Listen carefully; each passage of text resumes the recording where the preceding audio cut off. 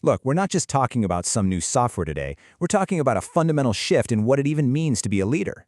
Think of this as your personal game plan for how to navigate, and frankly, how to win, in the age of AI. So let's just get right to it with a pretty blunt question.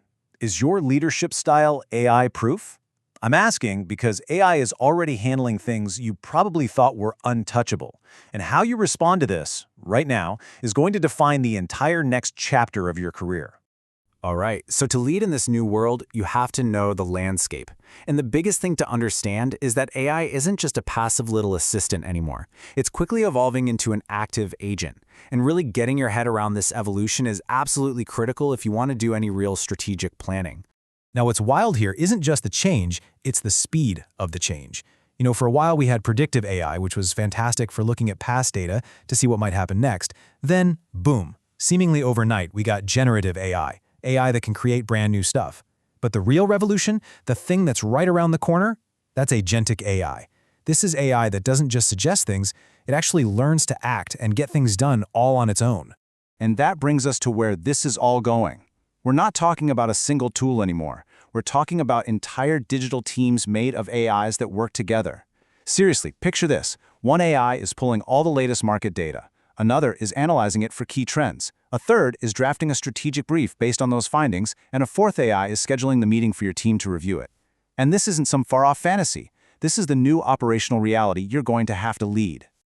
Okay, so what does this actually mean for you, the person in charge? When you have digital teams doing whole chunks of work, your job changes. This creates a whole new mandate for what a leader is. Your role isn't just about managing people anymore. It's about conducting an orchestra of humans and AI working together. All right, let's make this real. Let's look at a concrete example that's happening right now, automating core business workflows. Think about the daily stuff, the meetings, the endless email follow-ups, pulling reports. But it's also higher-level work, like drafting the first version of marketing copy or creating initial financial models. All of this is being automated at a pace that's just staggering. And this is where the rubber meets the road, how your actual job description shifts. In the past, you'd manually assign every little task. The AI-augmented leader, you define the outcome you want and you let an AI agent figure out the steps to get there. You're not just proofreading a report your team made, you're auditing an AI's strategic analysis to make sure it's on point. See the difference? Your focus shifts from managing the process to guaranteeing the results. And hey, don't think for a second this is just about automating spreadsheets. Let's take a really high-stakes field like healthcare. AI is already detecting diseases in scans with more speed and accuracy than the human eye. But it's also making huge waves in things like discovering new drugs and creating personalized treatment plans. So in a field like this, the shift in leadership is just massive. A traditional manager might rely on the opinions of a handful of top experts. But the leader of tomorrow? They have to be brilliant at blending those AI-driven insights with that human genius. They're leading these hybrid teams of doctors, nurses, and AI systems, which allows them to make data-driven decisions at a speed that was just impossible before. Okay, I get it. This can all sound like a lot. We've talked about the why, and it can feel pretty overwhelming. But the how, what you actually need to do, is surprisingly straightforward. So here it is, your actionable 3-step playbook. And you can start this, like today. Step 1, just learn one tool. I'm not saying you need to become a coder, but you absolutely have to become an expert user. Pick one relevant tool, maybe for competitive analysis or project reporting, and just master it. Step 2, experiment every single day. Use it for small things. Ask it to draft an email, summarize a long article, brainstorm some ideas. This is how you build intuition for what it can and can't do.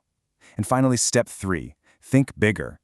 Don't just ask how AI can make old tasks faster. Ask, how can this tech let us completely redesign the way we work from the ground up? It really all boils down to this. This isn't some battle you have to win or some threat you have to fight off. The future belongs to the leaders who figure out how to work with these new tools, not against them. Okay, so you've got your immediate action plan. Now let's pull back and look at the bigger picture. How do you build not just a short-term edge, but genuine, long-term career resilience in a world that's being completely reshaped by this technology? Look, right now, every single leader is standing at a fork in the road. One path is risk. That's where you become strategically dependent on technology you don't really get, and that eventually leads to displacement. But the other path is opportunity. This leads to productivity gains that are honestly hard to even imagine, and it opens the door for you to create entirely new strategic roles. Which path you take? Well, that's a choice you have to actively make. And that gets us to this idea of career resilience. What does that even mean? It's actually pretty simple. It's your ability to adapt your skills and your strategic value faster than the technology is changing your industry. That's it. That's the new core competency for every leader. So how do you actually do that? How do you build that resilience? First, you have to double down on the things that make us human: creativity, real critical thinking, empathy. These are the skills that AI can't replicate. Second, you have to become a master of delegating to AI and then providing that crucial human oversight. Third, start building your personal brand as the leader who gets it, the one who knows how to use this technology for a real strategic advantage.